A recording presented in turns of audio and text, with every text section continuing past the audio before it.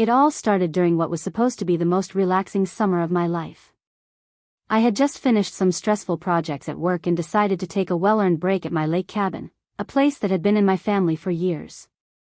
The cabin was tucked away at the far end of the community, surrounded by peaceful pines, a private dock, and not a single sound except for the occasional loon calling out over the still water. The HOA didn't usually meddle too much in this part of the neighborhood, or so I thought. During the first few weeks, everything went smoothly. I spent my mornings kayaking and my evenings watching the sunset by the fire pit. But then, little things started to go wrong. I noticed muddy footprints near the front door on days I hadn't left the cabin. A couple of beer cans showed up in the recycling that I definitely hadn't emptied. At first, I chalked it up to maybe a delivery person walking a little too close or maybe even some local teens snooping around while I was inside. Then, it got worse. I came back from a supply run into town and saw a group of people leaving the cabin porch, people I had never seen before. At first, I thought I might be mistaken. Maybe they were lost hikers, or someone from the community wandering too far. But the way they were laughing, holding coolers, and confidently climbing into a golf cart told me they weren't strangers to this area. They were acting like they belonged there. That night, I sat on my porch for hours trying to piece together what was going on. It didn't make sense. I hadn't given anyone permission to use the cabin, I wasn't renting it out, and no one else in my family was scheduled to visit.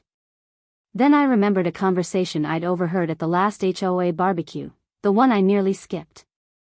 Karen, the HOA board member with a voice that could crack glass, was bragging about how her guests always had the best lake access.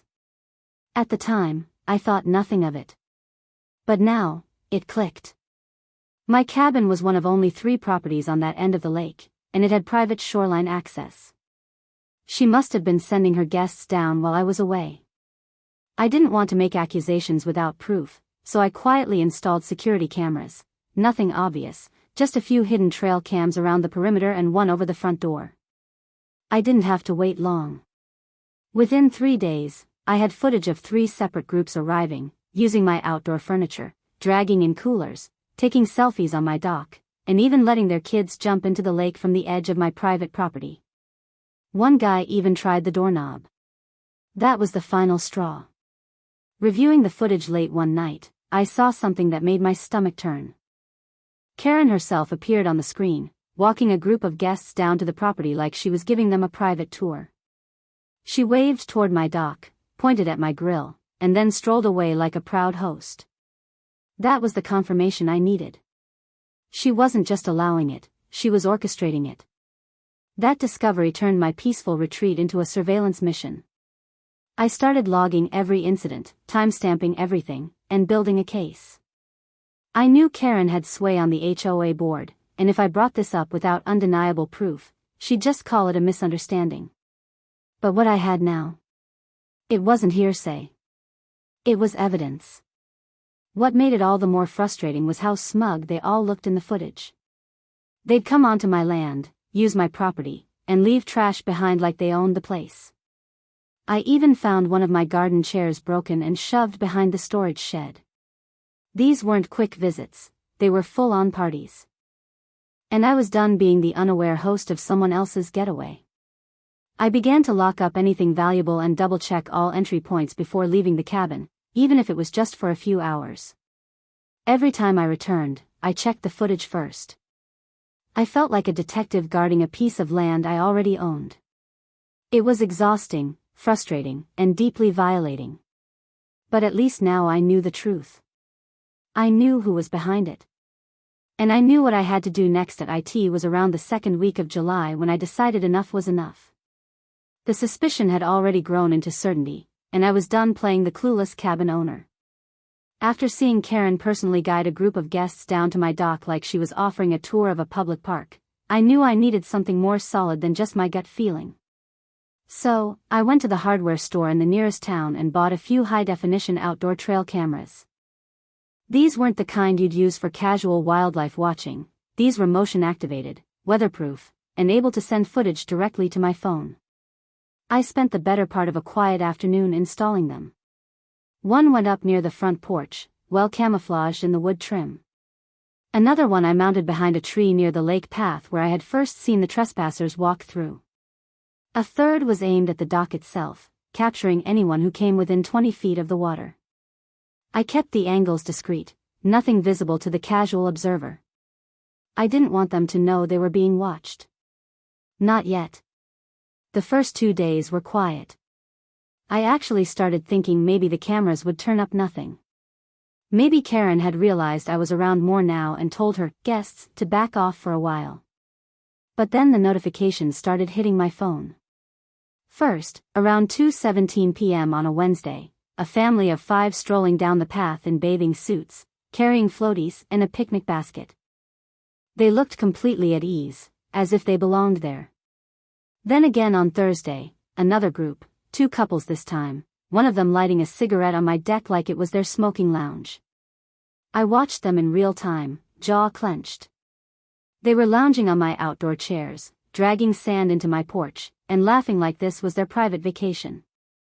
It wasn't just the intrusion, it was the disrespect. They didn't treat my space with care or caution. It was clear they believed they were entitled to it. They even popped open the cover on my grill and began poking around, probably looking to cook something. The final confirmation came that Saturday, when the motion camera picked up Karen again. She was wearing a visor, holding a clipboard, and walking with 2 people I'd never seen before. She paused at the property line, pointed toward my cabin like she was giving them a real estate tour, then laughed and waved them through.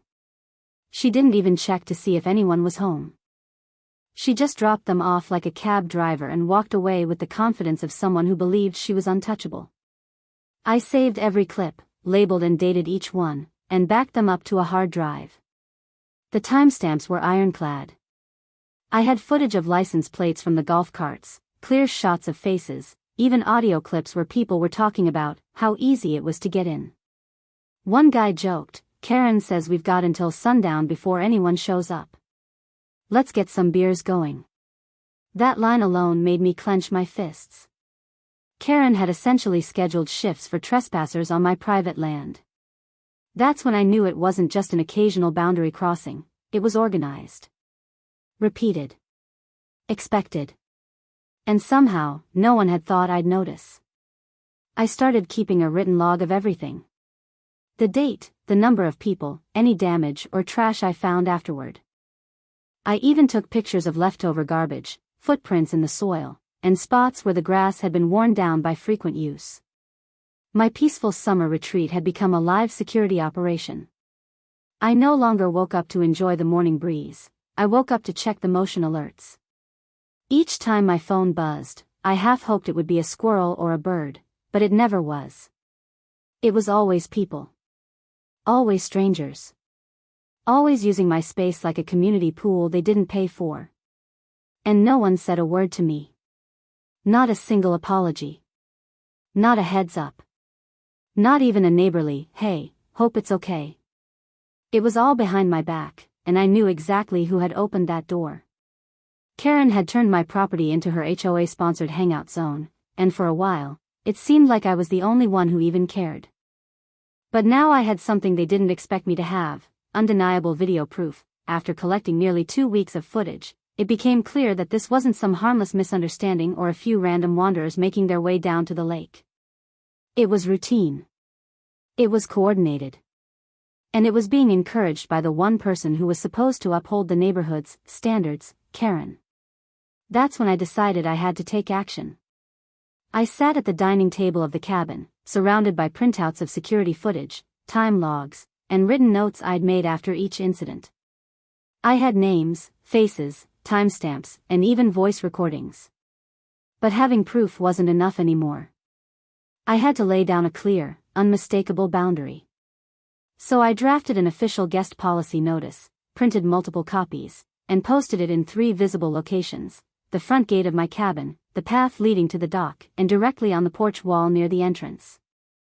The notice was polite, but firm. It stated that all non-owner guests must be pre-approved by me in writing, and that the cabin and its surrounding grounds were private property, not open for community access, no matter what anyone had previously assumed.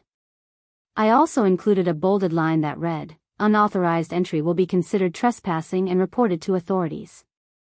There was no way anyone could say they didn't see it. Then, I sent a formal letter to the HOA via certified mail. In the letter, I detailed the situation, attached still images from the surveillance footage, and included a USB drive with selected video clips showing the unauthorized use of my property. I didn't point fingers yet. I didn't use Karen's name. Instead, I framed it professionally, stating that repeated trespassing had occurred, that my property rights were being violated, and that I was now enforcing a strict access policy. I asked for acknowledgement from the board and their support in communicating to the community that my cabin and lakefront were off-limits to everyone but me and my direct guests. Within 2 days, I noticed a change. The traffic slowed. The usual golf cart that would come buzzing down the trail around lunchtime never showed up. No loud chatter or laughter by the water. No empty drink cans on the lawn. It was as if the whole operation had been temporarily shut down. For a moment, I thought maybe this would be enough, that they'd realize I wasn't backing down, and they'd find somewhere else to hang out.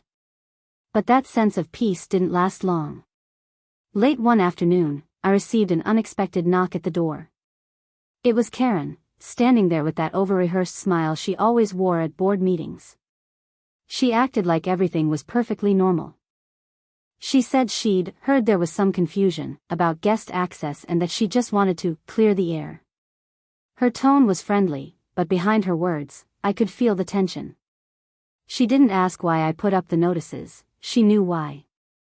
I told her plainly that my property was not to be used without my permission and that I had proof of multiple violations. Her smile faltered for a second, just a flicker, but then she tried to play it off like I was overreacting. She said the lake was a community resource and that people didn't always know where public ended and private began. That's when I handed her a printed photo of her from the footage, her standing right at my dock, waving someone toward the cabin. She didn't take the paper. She just looked at it, said, "Well, if you're going to be like that," and turned to leave. That was the moment I knew the problem wasn't over. It had only shifted. So I doubled down. I emailed every board member a copy of the notice, the evidence, and my formal request for enforcement. I even copied the county sheriff's non-emergency contact in the message. I wanted a paper trail. I wanted it documented that I had made my position clear. From then on, I began documenting every new attempt to breach the boundary. I kept track of who slowed down near my cabin, who tried to argue about the signs, and who kept their distance. Word was clearly spreading that I wasn't letting it slide anymore. My once quiet vacation retreat had turned into a standoff between privacy and entitlement. But I didn't back down. I wasn't just protecting a cabin anymore. I was protecting the principle that no HOA member, no matter how loud or influential, had the right to treat my property like their own private resort. It was the following weekend when everything came to a head. The signs were posted. The guest policy was declared. The HOA had been formally notified. I had done everything by the book, and for a while, things remained quiet. Karen had stopped showing up at my door. The unauthorized guests had mostly disappeared. I started to think that maybe, just maybe, the message had sunk in. But I should have known better. Saturday morning was warm, the lake still and glassy, and I had just settled on the porch with a cup of coffee when I heard the sound of tires crunching over gravel. A moment later, I saw a black SUV pull up, unfamiliar plates, and 4 people step out, 2 men and 2 women, all carrying towels and coolers like they were about to spend a full day on vacation. I didn't recognize any of them. They didn't knock. They didn't look around. They just walked right down toward the lake like they owned it. I got up and followed them. Calmly. Politely. I asked them who they were and what they were doing here. One of the women said they were Karen's friends, and that, she said, it was fine. I explained, clearly, that this was private property and they weren't allowed to be here without my permission. One of the guys laughed and said, "She said you were being difficult, but it was okay to come anyway. We're not gonna touch anything." That's when I told them to leave. Immediately. I pointed to the signs. I told them I had video footage of everyone who stepped foot on this land, and that if they didn't turn around right now, I'd be forced to call the authorities. They seemed stunned. Like it had never crossed their minds that I might actually enforce it. One of them got defensive, said they had driven all this way, and that Karen told them it was fine. I didn't budge. I walked back up to the cabin, phone in hand, and called the non-emergency sheriff's line. I explained the situation calmly, mentioned the history, and told them this was ongoing trespassing. The dispatcher said they'd send someone out to take a report.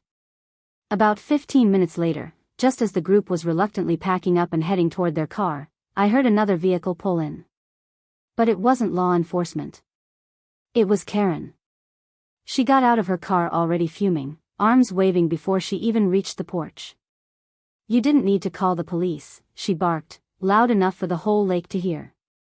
"These are my guests, and you're making a scene over nothing." I kept my composure and told her, again, that this was private land.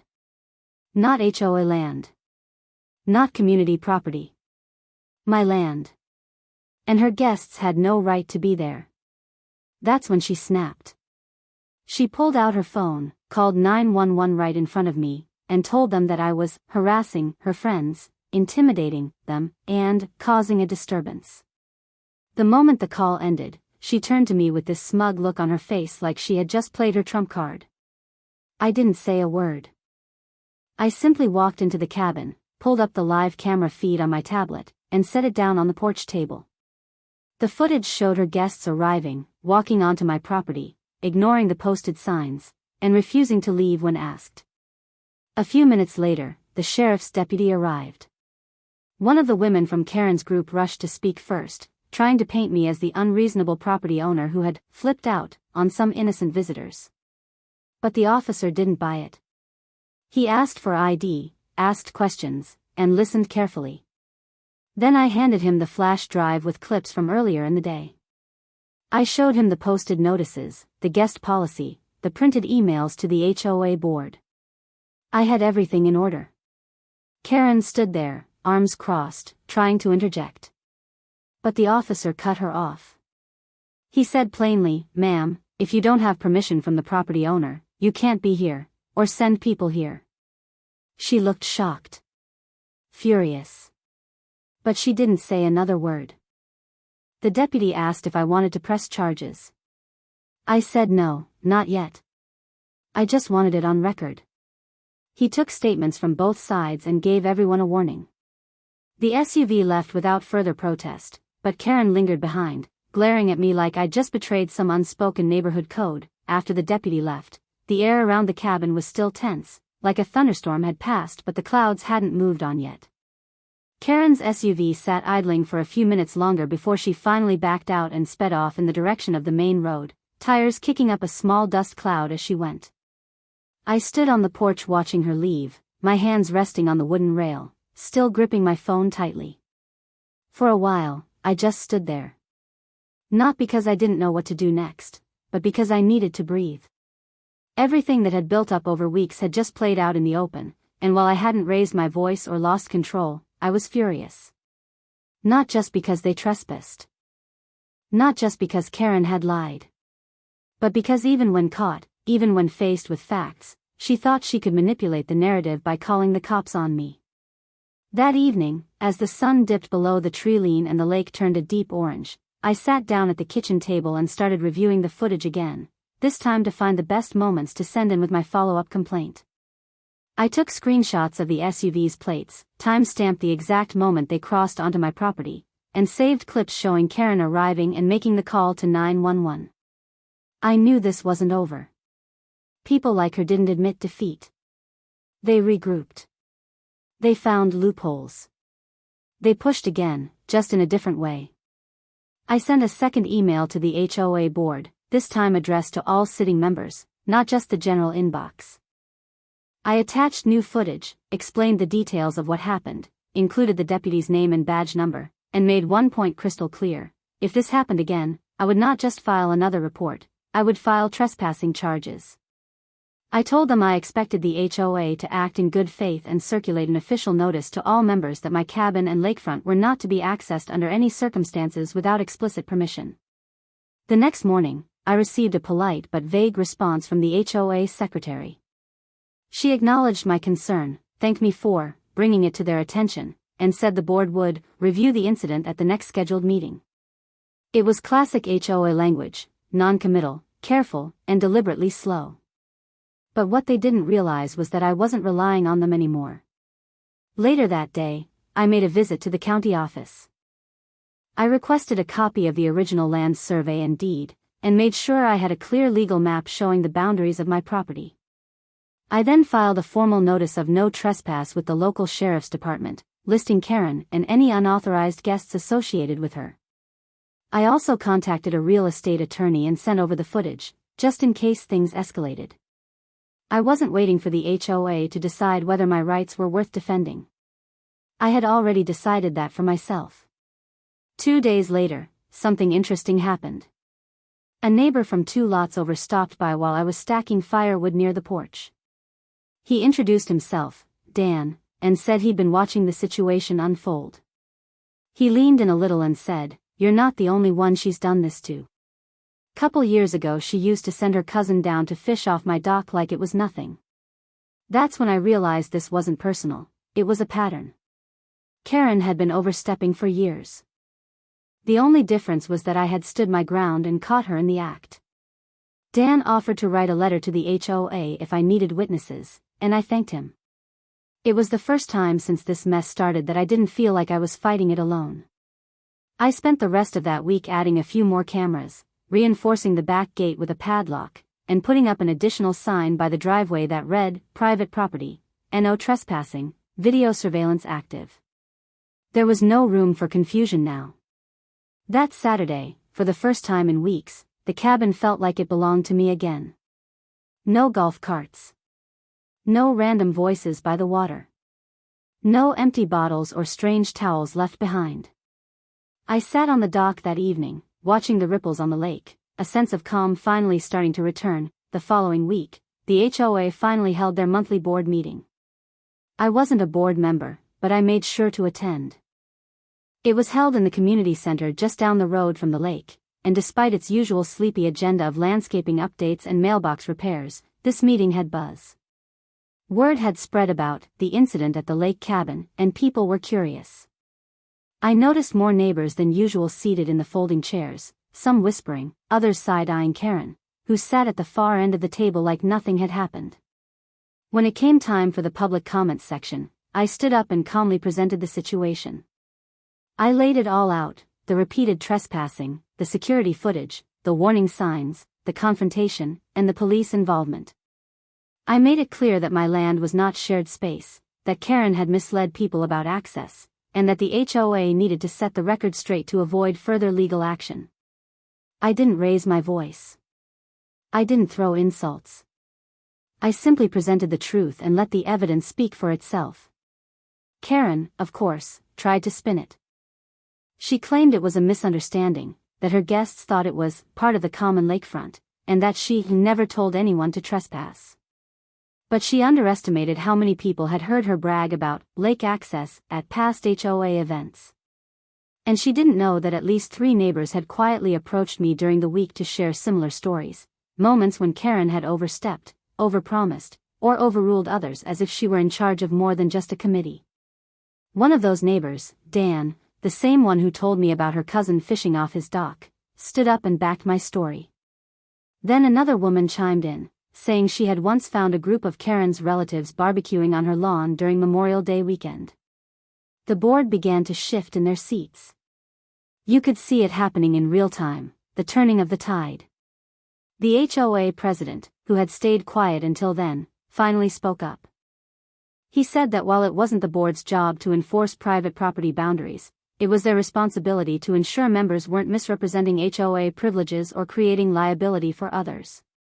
He proposed sending an official HOA-wide notice clarifying which areas were private versus communal, and reminding all residents that unauthorized use of private property could be subject to legal consequences. The motion passed unanimously. Karen sat stiffly in her chair, arms folded, lips pressed into a thin line. She didn't say another word for the rest of the meeting. The very next day, that notice went out by email, physical bulletin, and in the HOA's printed newsletter.